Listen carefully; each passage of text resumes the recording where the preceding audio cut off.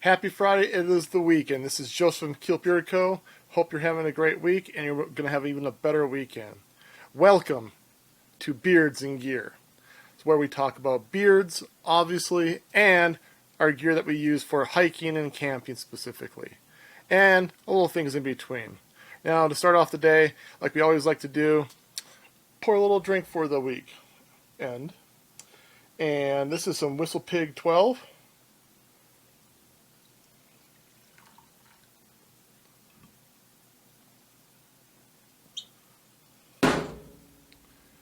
Cheers. Gotta love it.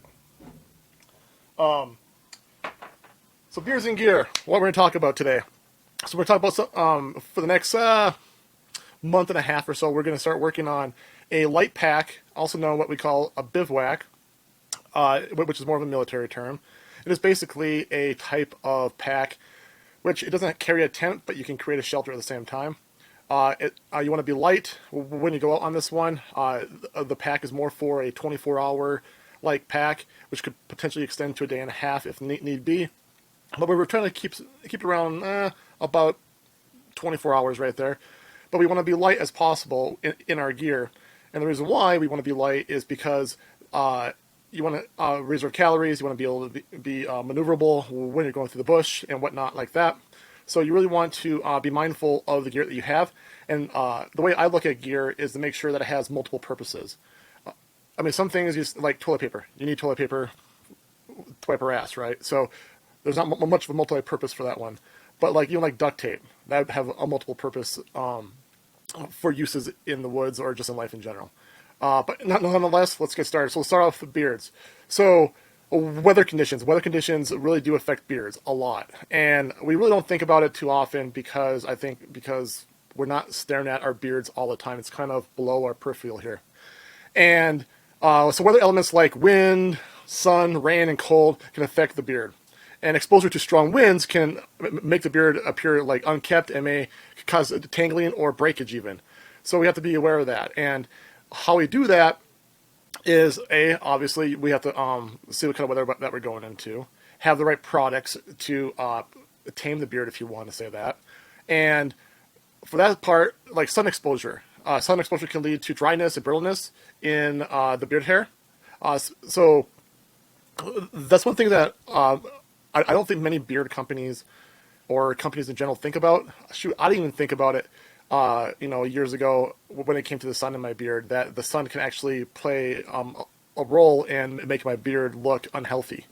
And it can be a detriment to its potential growth too. Also temperature. So the extreme temperatures, whether hot or cold, can impact the beard's health. And the beard's health is kind of what our identity is, right? So that's what we're going for. We want to make sure our identity, our expression, our, I don't know, what else you want to call it, stays healthy and kept. So also cold weather can lead to dry and flaky skin underneath the beard. So we have to be mindful of, are we staying hydrated? So staying hydrated is one key to having a healthy beard. I mean, to be healthy in general, if you're going to go hiking and whatnot, you should at least be drinking plenty of water 24 to 48 hours before you even step foot on the trail or wherever you're going to go. Your body needs to be hydrated. Hydration for the beard will let the oils and the good products that you use pull that moisture to the skin so that they will provide the maximum benefit of keeping your skin and your beard healthy and moist. So hot weather can increase oil production and make the beard appear greasier. So having oils for certain occasions that do certain things. For example, we have our Beard Elixir from Kilt Beard Co. So this is supposed to quickly, right. So having the right products is going to help our beard tackle the elements, if you will. So if you have, for example, our Kilt Beard Elixir Beard Oil here, it's quick absorbing. It's made to moisturize. Every oil in here is made to moisturize. Also, it's formulated with peppermint and lavender, so it's going to give you a calming, uplifting mood, and a hint of grapefruit to kind of spruce it up a little bit, give that a little bit more of a citrus-like smell. But something like this, which is quick absorbing, it's not going to hang on to your beard too long. You don't want a thick beard oil is what I'm trying to say. This would be one beard oil that you would definitely want to consider. Also, to go hand in hand with it, we have our Kilt Beard Co. Beard Elixir Beard Balm. So this has a bunch of awesome things in here. So I would do this before I get on the trail, like I'm at home or within a half hour before going on the trail. So you put the beard oil in, wait 5-10 minutes, maybe let it absorb. Then you put the balm in. Balm's going to have butters in there, but it's just going to give you the fats that you need to really keep that skin moisturized, keep the beard moisturized. The beeswax is great for styling, but in this case, if we're going to hit the trails, the styling part is going to be really more keeping the beard in check, basically. So when you hit those winds, it's not flying all over, getting all tangled up and everything. It's kind of swaying like a flag, if you will. And then what we do in ours, for Kilt Beard Co. in our balms, we put raspberry oil.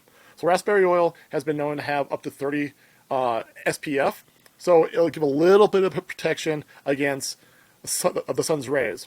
There's also other oils too that can maybe up that, but we're going to say conservative about 30 SPF right there, which is a lot better than most beard products because they don't really offer too much sun protection. And so that's one good benefit when you have one of Kilt Beard Co.'s balms, that you have some SPF UV protection on there from raspberry oil. So that's the first segment of the beard, and then we're going to go into the gear that we're going to start going into. So first we need a pack, a rucksack, a bag.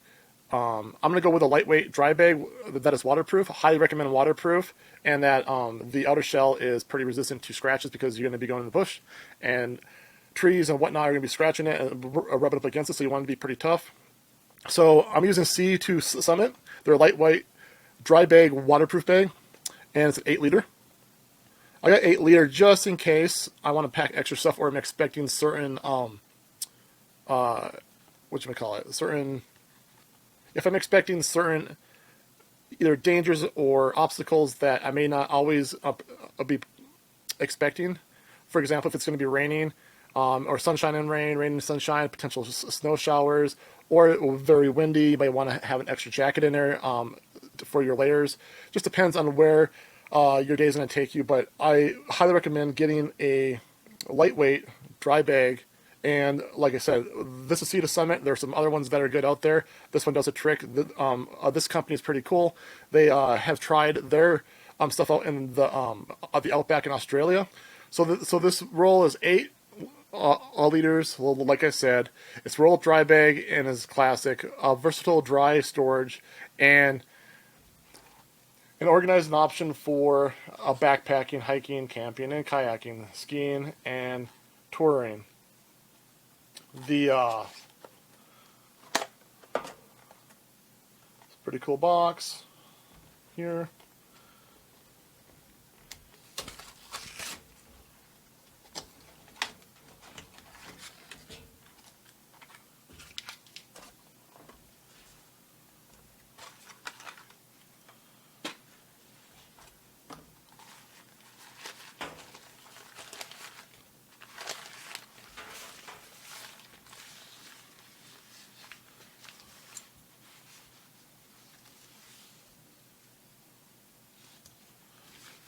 And what I also like about this dry bag is that it has a nice clip to it.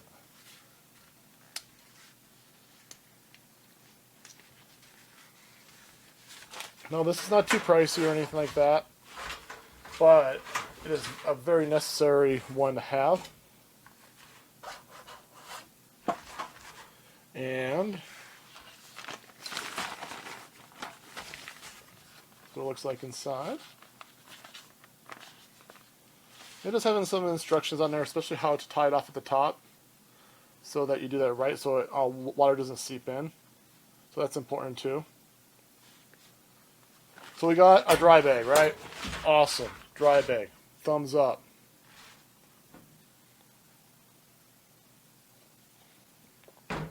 Now, 2 pieces of equipment that I'm going to share other than the lightweight bag. One is the poncho. Poncho, to me, is one of the most important things that you can have for bivouacking. Some people will ask, what is bivouacking? And there's other terms about backpacking, hiking, So backpacking and hiking are more traditional terms. Backpacking, I believe, is a U.S. term. Hiking is more of an international term, if you will. Bivouacking, which I learned in the military, is more of a lightweight. You're able to maneuver and move fast, break down your camp really quickly. You don't necessarily bring a tent. You might have like a pad that you sleep on, or you sleep on the ground, but you have covering. This is going to do everything for you. So as far as covering goes, a poncho is awesome. And for protection from the elements, it's awesome.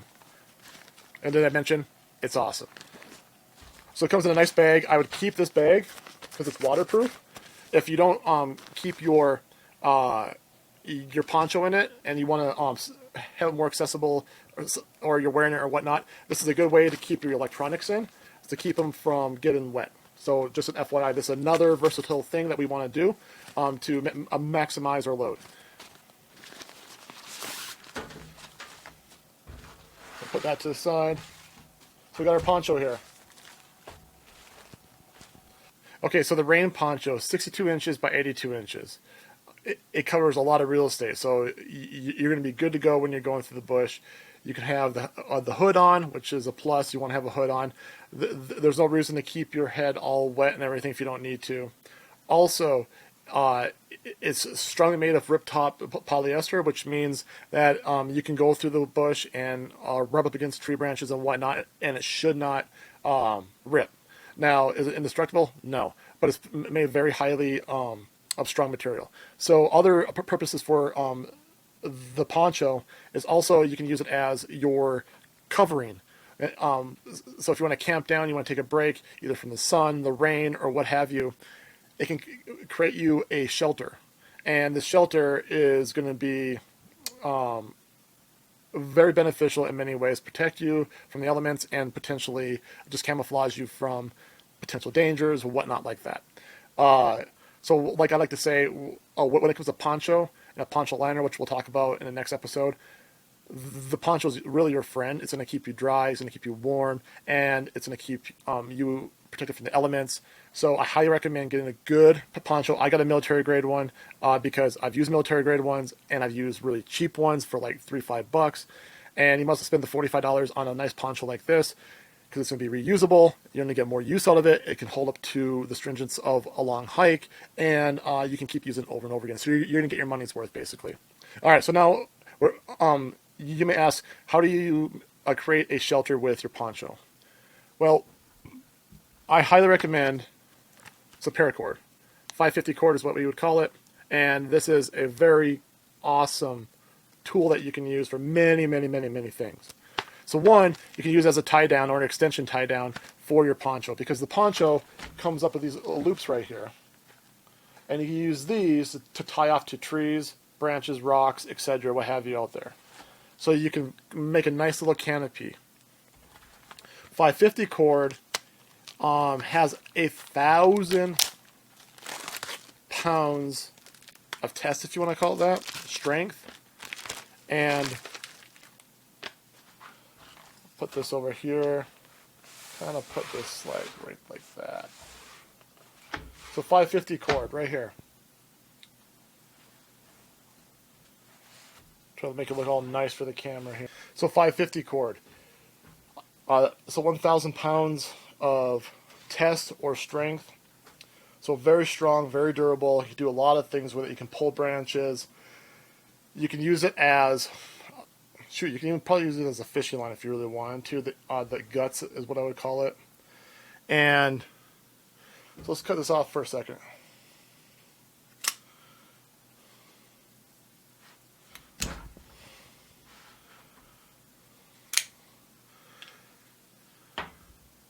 So we have our guts here, or the inner fibers here, and usually I like to pull these out, but I save them. Alright, so it's melted at the end here, so we have to cut the other end off here. And a really good way to melt that off at the end right there is the use of a lighter, which we'll talk about in a future episode too. So you pull the guts out like so.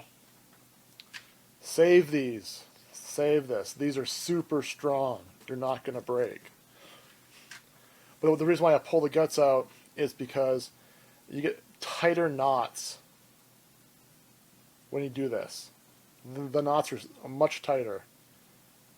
Super strong. You probably still have, without the guts in there, about, I don't know, probably about between 500 plus pounds of strength still. So you have a lot to go with on this here. The other thing is, using these fibers are great for tie downs. So I like to tie things down. So for example, I have my knife here. And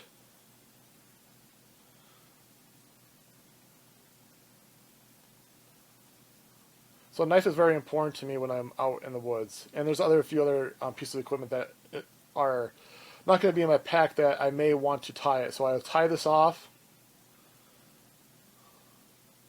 like so.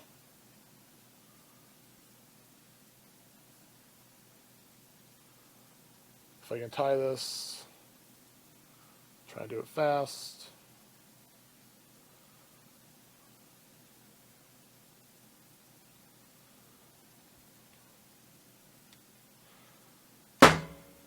So I usually will tie this, maybe 2 fibers. You can also tie it with just a 550 too, however you want to do it. This will be plenty fine. It's not going to break. It's not going to break. If it breaks, that means something really bad went wrong out there, like in the bush. And I'll tie the other end onto a D-ring.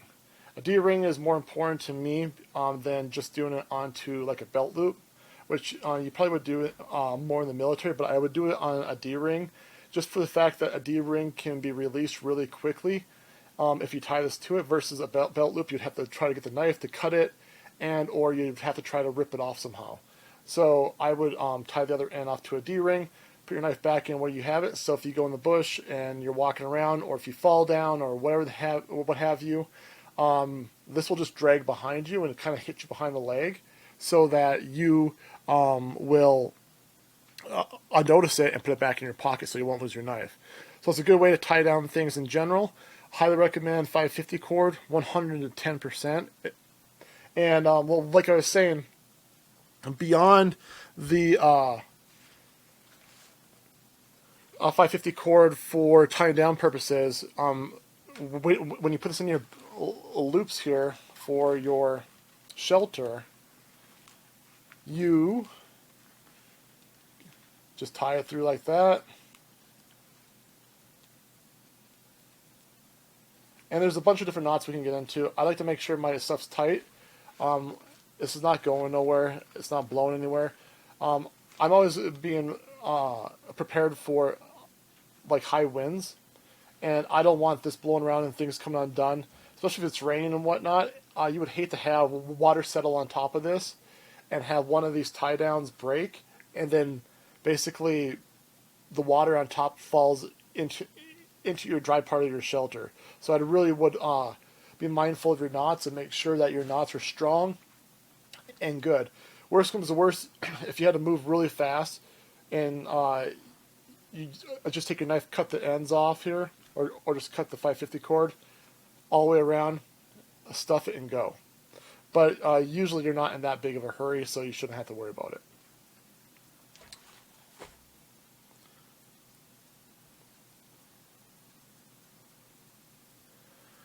Alright, so in this video, the right beard products like Kilt Beard Co's Beard Elixir will keep your beard nice and moisturized, and it will be quick absorbing, along with a good beard balm with butters that's going to keep it even more moisturized, oils that will be quick absorbing, and also a raspberry oil that's going to protect your beard from UV rays.